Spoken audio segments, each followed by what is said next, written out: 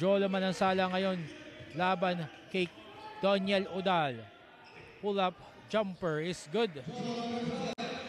Ako natutuwa ako yung mga players dahil parang naibabalik yung art of mid-range na seemingly na nawala nung Stephen Curry era. No?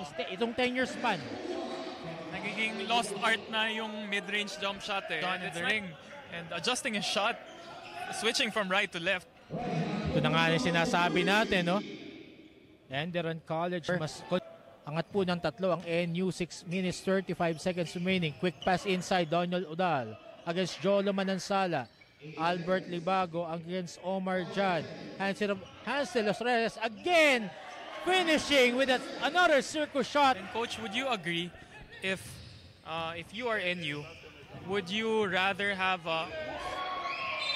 as Oumba goes for that block, but as I was saying, would you mataas ang percentage dun. And Omar Jan was free for that slamma jamma. Napag-usapan na naman natin yan, no? Yung kanilang sisig, hindi ako nakapagpigil. As Albert Libago, hindi rin papapigil. Jalen Garcia, sidestep move, and he will make that mid-range jumper. Automatic. Reyes would want to give it to Omar Jan underneath. Padrones fires from way beyond his second three-point shot of this ball game.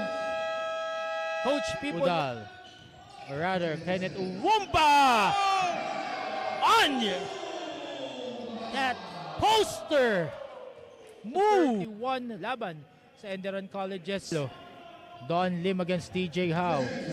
Nag-switch kay Doniel Udal. Palacielo against the smaller Jalen Garcia. But Kenneth Uwumba was there to say no on that shot. DJ Howe ngayon nagtitimon. Binigay kay Jalen Garcia. Pull-up jumper. Last minute drop off to Doniel Udal. 6 minutes 55 seconds remaining.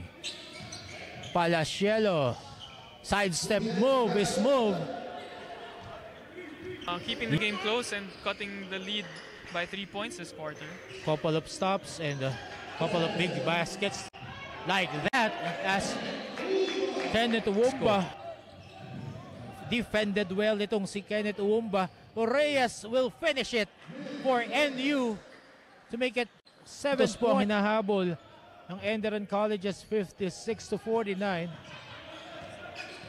Vince Reyes, Reinhard Jumamoy thinking three, and he will again drive and make that suave shot of him, but he is grimacing in pain as he falls.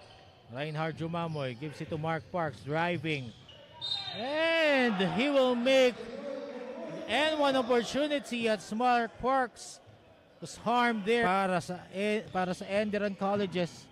Palacielo unmolested there on that drive.